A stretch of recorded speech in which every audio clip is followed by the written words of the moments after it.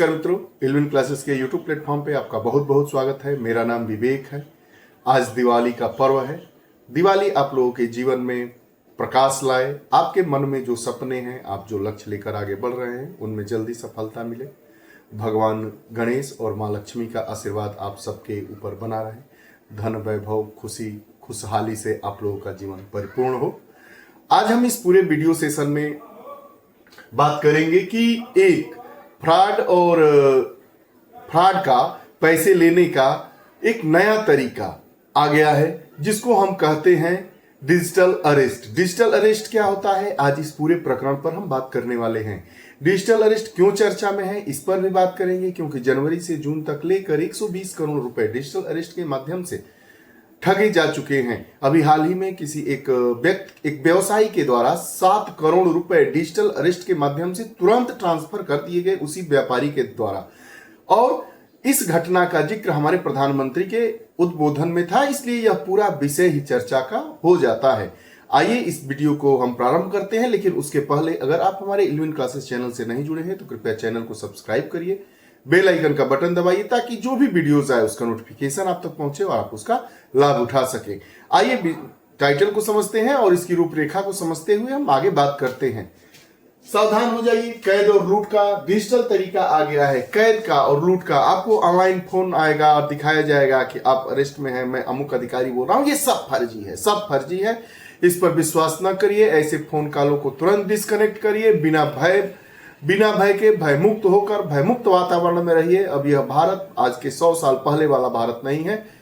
Digital arrest और कैद जैसी कोई घटनाएं नहीं है सरकार के द्वारा, न ही हमारे भारतीय संविधान में इस प्रकार का कोई प्रावधान है, लेकिन फिर भी इसके बारे में हमें जानना जरूरी है। आइए इसको हम समझने का प्रयास करते हैं। है कैद और लूट का डिजिटल तरीका क्या है, इस चर्चा के बिंदु में हम बात करेंगे। खबर क्या है, खबर को जानेंगे, यह चर्चा में क्यों है, इस पर भी बात करेंगे। डिजिटल अरेस्ट घोटाले क्या है, यह एक प्रकार का फ्रॉड है, घोटाला है। यह क्या है, कैसे और क्यों यह होता है, उपाय इससे बचने के क्या है, क्या काम, कैसे हम बच सकते हैं, सरकार की इस पर पहल क्या की गई है, कौन से सेक्शन को जोड़कर इसको अपराध की श्रेणी में, फ्रॉड की श्रेणी में घोषित किया गया है, और आगे की राह क्या होगी, इस पर हम बात करने वाले हैं। आइए खबर पर नजर डालते हैं। तो PM Modi cautions against digital arrest scams, what they are, how to stay safe. प्रधानमंत्री मोदी ने इस पर कहा है कि जो डिजिटल अरेस्ट है वह नए युग का एक धोखाधड़ी का मामला है और इससे हम कैसे सुरक्षित रहें, इससे हमें सुरक्षित होना होगा। इन्होंने एक मंत्र भी बताया है, उस मंत्र को भी हम आगे इसी सेशन में जानेंगे। हमने खबर को जाना, अब चर्चा में क्यों है, चर्चा में इसलिए है कि प्रधानमंत्री मोदी ने अपने मन की बात, प्रधानमंत्री मोदी जो अपनी मन की बात करते हैं, उस मन की बात वाले अभी लेटेस्ट जो संस्करण आया है उसमें इन्होंने बताया है कि डिजिटल गिरफ्तारी जैसे घोटाले के बारे में लोगों को चेतावनी दी है। डिजिटल अरेस्ट जैसे जो घोटाले हो रहे हैं उसके बारे में प्रधानमंत्री मोदी ने अपने मन की बात में चेतावनी दी है।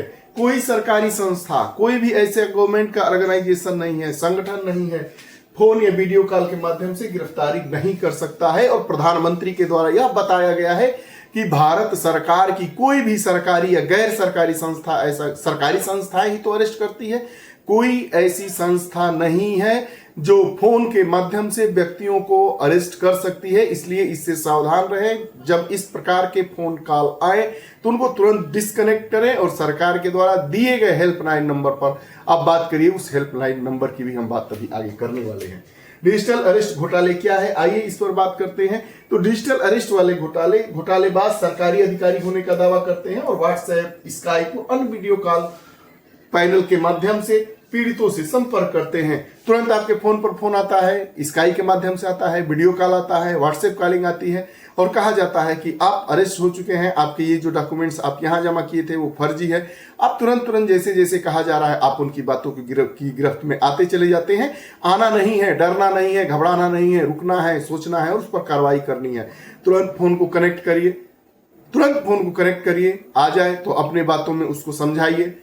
सब बातें हैं। यह कोई सरकारी ऐसी विधा ही नहीं है हमारे भारतीय संविधान के द्वारा और हमारे भारत सरकार के द्वारा कि फोन के माध्यम से डिजिटली किसी व्यक्ति को अरेस्ट किया जा सकता है किसी भी अपराध के मामले में, भले ही वो अपराधी क्यों ना हो।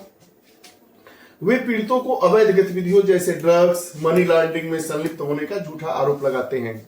फोन आता है, आपके फोन पर घंटी बजी, फेसबुक कॉलिंग आ गया, व्हाट्सएप कॉलिंग आ गया, इस तमाम तरह के प्लेटफॉर्म है, उसके माध्यम से आप पर फोन आता है, आप फोन रिसीव करते हैं और कहा जाता है कि आप इसमें अरेस्ट हो चुके हैं। आपने जो पासपोर्ट के लिए फॉर्म अप्लाई किया था उसमें जो आप कार्ड दिए हैं, जमा किए हैं अपनी पहचान, वो गलत है, आपको अरेस्ट किया जाता है, इस जुर्म में इतना पैसा। उससे बचने का एक तरीका है, आप हमारे अकाउंट में दिए गए नंबरों के अनुसार इतना इतना ऐसे ऐसे आप ट्रांसफर कर दीजिए, या फोन पे आपके ओटीपी जा रहा है उसको बता दीजिए। हमें किसी भी परिस्थिति में रुकना है, सोचना है और उस कॉल को डिस्कनेक्ट कर देना है, कोई उससे होने वाला नहीं है। यह बिल्कुल ही फ्रॉड का नया तरीका आया है जिससे हमें बचने की जरूरत है और अपने लोगों तक बताने की जरूरत है, समझाने की जरूरत है। क्या और क्यों करते हैं डर और दबाव का इस्तेमाल? इसमें क्या होता है कि जिसको फोन किया जाता है उसको इतना डरा दिया जाता है, इतना दबाव बना दिया जाता है कि वह उस 10-15 मिनट की जो कॉलिंग होती है, 5 मिनट की, 4 मिनट की, जितने मिनट की कॉलिंग होती है, फोन कॉल आई होती है या व्हाट्सएप कॉल आता है, स्काई से आता है, फेसबुक कॉल आता है, वीडियो कॉल आता है, किसी भी डिजिटल प्लेटफॉर्म के थ्रू, तो वह उससे निकल ही नहीं पाता है। तो वही बात करते हैं कि जो घोटालेबाज होते हैं, जो इस तरह का फ्रॉड करते हैं, तो वह क्या करेंगे, या तो पूरा वर्दी पहने रहेंगे, बिल्कुल फर्जी नेम प्लेट लगा लेंगे, अदालत की पीछे तस्वीर दिखाएंगे कि हम कोर्ट में बैठे हैं, 2-4 मुजरिम भी दिखा देंगे, सब फर्जी। इससे कोई वास्तविकता से इसका कोई लेना देना नहीं है। तो घोटालेबाज पुलिस वेशभूषा में रहेंगे, फर्जी बैज लगाएंगे, नकली दस्तावेजों का इस्तेमाल वीडियो कॉल के माध्यम से करते हैं और डिजिटल गिरफ्तारी का दावा करते हैं और पीड़ितों से धन की मांग करते हैं। क्यों करते हैं? धन की मांग इसलिए करते हैं कि वो दिखाते हैं कि मैं पुलिस अधिकारी हूं, आप जा रहे हैं या आपका भाई ही जा रहा है या वहां फंसा है, तो तुरंत क्या करिए, आपका भाई सऊदी अरब में है, नौकरी करने गया था, तो जो पासपोर्ट था वो पासपोर्ट फर्जी था, आपको डिजिटली अरेस्ट उनके भाई को भी कर लिया गया है, लेकिन उनकी तस्वीर नहीं दिखाई जाएगी, आपको अरेस्ट किया जाता है, आप ये अमुक कागज दीजिए, आप कागज नहीं दे पाते हैं, तो ठीक है, उससे बचने के कुछ फाइन है, कुछ रास्ते हैं, आप इतना धन दीजिए और धन मांगते हैं, पैसे लेते हैं और उनकी कहानी खत्म, वो अपने मामले में सफल हो जाते हैं। लेकिन ऐसा कुछ नहीं होता है। अगर ऐसा होता है तो आप बेसंकोच, निसंकोच, बिना भय में आए हुए, बिना डर में आए हुए, बिना उनके दबाव में काम करते हुए आप फोन को डिस्कनेक्ट तुरंत कर दीजिए, इससे कुछ नहीं होने वाला है। भारत सरकार और हमारे प्रधानमंत्री महोदय के द्वारा, नरेंद्र दास मोदी के द्वारा ऐसी बातें बताई गई है अपने मन की बात वाले सेगमेंट में, तो रिहा करने के लिए पैसे का भुगतान किया जाता है। यह बात चर्चा में इसलिए है कि अभी कुछ दिनों पहले प्रधानमंत्री जी ने अपने मन की बात में कहा था कि एक डिजिटल अरेस्ट में आया व्यापारी और 7 करोड़ रुपए उन्होंने तुरंत ही ट्रांसफर कर दिए। और अगर हम ऐसे मामलों की बात करें तो पिछले कुछ महीनों में 100 से ज्यादा करोड़ रुपए डिजिटल अरेस्ट और डिजिटल धोखाधड़ी के माध्यम से धोखेबाजों के पास पहुंच चुके हैं। तो ये एक बहुत गंभीर मुद्दा है।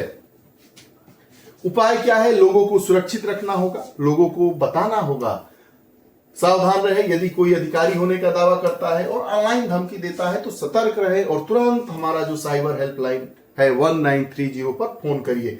फोन आए उधर से रिसीव करिए, जैसे ही आपको ऐसी चीजें लगती है डिस्कनेक्ट करिए और तुरंत 1930 पर कॉल करिए। बस कहानी खत्म। जानकारी साझा ना करिए, कोई कितना भी आपको दबाव में डाले, आप बिल्कुल जानकारी साझा ना करिए। आधार का नंबर ना दीजिए, पैन या बैंक विवरण जैसे व्यक्तिगत डाटा तो बिल्कुल साझा करे ही ना। आपको हिदायत दी जाती है और जब आप एटीएम मशीनों में पैसा निकालने जाते हैं तो उस केबिन में लिखा रहता है कि आप अपने एटीएम का पिन किसी को ना दें, बार बार पिन को चेंज करते रहें, तो उसको इस्तेमाल करिए। जब इस तरीके की बातें होती हैं तो आपको क्या करना है कि रुकना है, सोचना है और कार्रवाई करना है। यह हम नहीं है, प्रधानमंत्री के द्वारा बताया गया नुस्खा है कि रुको, सोचो और कार्रवाई करो। घबराए नहीं, स्थिति को समझे और पुलिस या साइबर हेल्पलाइन को सूचित करिए। तुरंत आप पुलिस और साइबर हेल्पलाइन को फोन कर सकते हैं। अब बात करते हैं जो डिजिटल गिरफ्तारी और घोटाले पर जो सरकारी कदम उठाए गए हैं उन पर हम बात करते हैं। तो भारतीय साइबर अपराध समन्वय की धारा I4C क्या कहती है, इसके बारे में आइए बात करते हैं। I और 4C। I मतलब Indian cyber crime coordination centre, Indian cyber crime coordination centre है। I4C का मतलब गृह मंत्रालय के तहत इस संस्था को संचालित किया जाता है और इसका उद्देश्य बढ़ते साइबर अपराधों से निपटना है।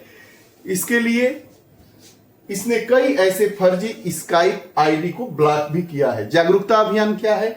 तो माइक्रोसॉफ्ट के साथ मिलकर ऐसे घोटालों के प्रति जागरूकता बढ़ाने के लिए अभियान चलाए गए हैं। पीएम ने स्कूलों और कॉलेजों को भी इस मुद्दे पर जागरूकता फैलाने के लिए प्रेरित किया है कि स्कूल के माध्यम से, कॉलेज के माध्यम से इस प्रकार की जागरूकता हम फैलाएं। जरूरी क्यों है जागरूकता? जागरूकता के माध्यम से ही ऐसे फ्रॉड से हम बच सकते हैं।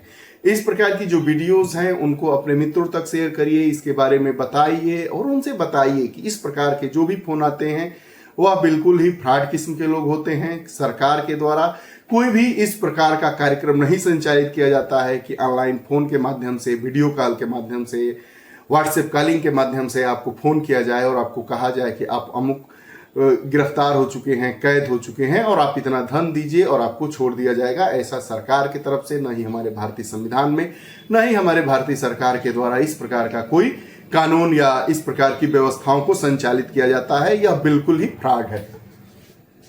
आगे की राह क्या होगी? आगे की राह पर हम बात करते हैं। सतर्क रहे, किसी भी प्रकार के अवांछनीय कॉल से सावधान रहे। जो नंबर सेव नहीं है उसको हम रिसीव ही ना करें। सरकारी एजेंसियों के पास फोन या वीडियो कॉल के माध्यम से गिरफ्तारी का अधिकार ही नहीं है। जितनी सरकारी एजेंसियां हैं, चाहे ईडी है, आईबी है, रा है, हमारी पुलिस है या आरबीआई है, इनके पास ऐसी सुविधा नहीं है। इनका कोई अधिकार नहीं है कि फोन कॉल के माध्यम से आपको गिरफ्तार करे। जागरूकता ही सबसे बड़ा हथियार है और इसमें सबसे बड़ी बात क्या है? हम जागरूक हों, सब लोगों को बताएं। यही सबसे बड़ा इससे बचने का तरीका है। डिजिटल कैद और उससे पैसे ठगी करने का एक जो तरीका आया है बिल्कुल फर्जी है। इससे बचिए, सावधान रहिए।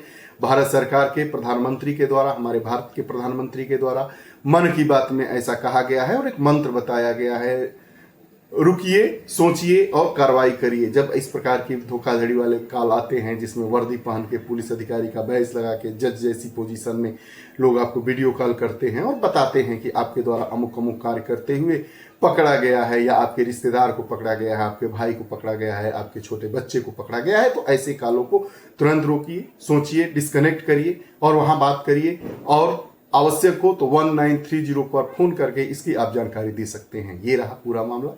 आप लोगों को ये हमारा वीडियो सेशन कैसा लगा जरूर बताइएगा। बहुत बहुत धन्यवाद।